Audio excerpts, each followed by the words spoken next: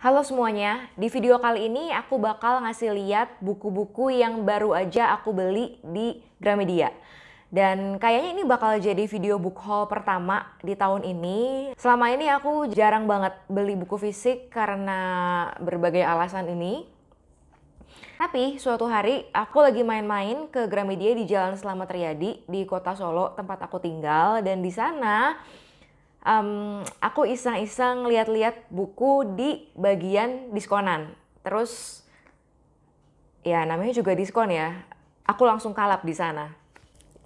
Jadi ini dia buku hasil kalap di diskonan Gramedia. Tanpa berlama-lama lagi, aku bakal ceritain buku apa aja yang aku dapat di sana dan alasan kenapa aku milih buku itu.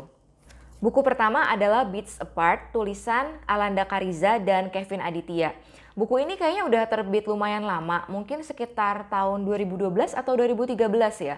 Jadi waktu itu aku tahu sih kalau Alanda Kariza itu membuat sebuah buku. Tapi waktu itu aku belum terlalu tertarik untuk beli bukunya. Nah terus begitu kemarin di diskonan aku lihat-lihat ada buku ini dan ngelihat nama Alanda Kariza, aku langsung kepikiran ya udah mumpung diskon aku beli aja sekarang. Dan kalau aku baca di sampel buku di sana, Beats Apart ini menceritakan tentang sepasang kekasih gitu.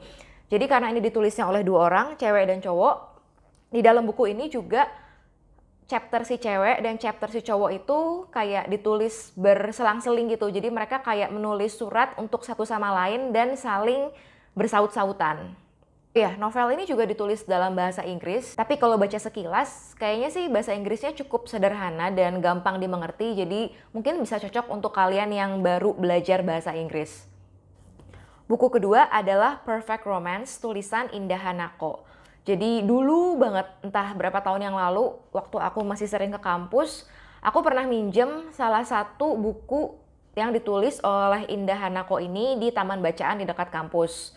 Nah, aku beli buku ini karena pertama aku merasa familiar dengan penulisnya. Terus kedua aku juga suka sama covernya. Jadi covernya cantik, terus ada ya ini pernak-pernik bayi gini. Dan begitu aku baca sinopsis di belakangnya, blurb di belakangnya, aku makin tertarik karena ternyata novel ini menceritakan tentang seorang playboy bernama Taura yang suatu hari kedatangan seorang bayi. Jadi bayi itu ditinggalin begitu aja di depan pintu rumahnya oleh salah satu mantan pacarnya. Tapi Taura ini yakin banget katanya sih kalau bayi itu sama sekali bukan anaknya. Nah aku penasaran apa yang kira-kira bakal dilakuin Taura si playboy ini begitu kedatangan bayi. Buku ketiga adalah Tunangan, karya Agnes Jessica. Ini bukunya udah lama banget. Pertama kali terbit kayaknya sekitar tahun 2004 atau 2005. Kenapa aku tahu? Karena waktu itu aku masih SMP dan aku lagi seneng-senengnya baca buku-buku teen lit terbitan Gramedia. Dan novel ini adalah salah satu novel teen lit favorit aku dan teman-teman aku zaman SMP dulu. Cuma ini udah versi cetakan baru dengan cover yang baru juga, yang lebih kekinian. Aku beli buku ini karena aku pengen nostalgia aja. Kayaknya aku emang berjodoh untuk baca buku ini lagi. Buku nomor 4 adalah Me and My Two Daughters. Aku sama sekali nggak familiar dengan penulisnya, tapi judulnya ini yang bikin aku tertarik. Dan ada subjudulnya juga, jadi Me and My Two Daughters ini adalah kisah ayah dua darah yang akan menginspirasi kehidupan parenting Anda. Nah aku berhubung aku punya anak kecil juga, jadi aku penasaran sih sama buku ini. Dan kayaknya kehidupan parenting para ayah itu jarang disorot, jadi aku pengen baca buku ini, siapa tahu aku bisa ngebujuk suami aku untuk baca buku ini supaya kita sama-sama bisa jadi orang tua yang lebih baik untuk anak kami. Buku kelima adalah Story of Seth yang ditulis oleh Wulan Fadi. Kalau nggak salah ya, Wulan Fadi ini penulis yang kayaknya dulunya terkenal di Wattpad. Jadi aku penasaran sih dengan karya penulis Wulan Fadi ini dulu banget. Cuma dulu itu kan buku-buku itu harganya nggak diskonan, dan kayaknya waktu itu aku belum bisa cari uang juga. Jadi dulu aku cukup selektif juga pilih buku. Nah makanya begitu ngelihat buku ini di rak diskonan, terus aku ngelihat covernya itu estetik banget. Menurut aku ini estetik ya. Aku jadi beli aja deh. Nanti baca atau enggak, yang penting beli dulu. Buku nomor 6 adalah Beauty and the Beast, tulisan Luna Torashingu. Ini cover filmnya, kayaknya dulu emang novel ini sempat difilmin.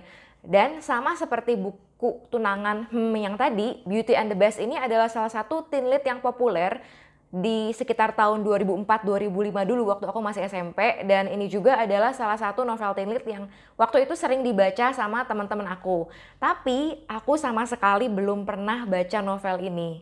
Dan sama seperti judulnya, novel ini itu menceritakan tentang persaingan dua orang gadis di sebuah SMA. Yang satu itu Beauty, si cantik, yang satu itu the best. Bestnya itu adalah dalam hal pelajaran. Jadi ini adalah persaingan antara si cantik dan si pintar untuk masuk ke perguruan tinggi negeri.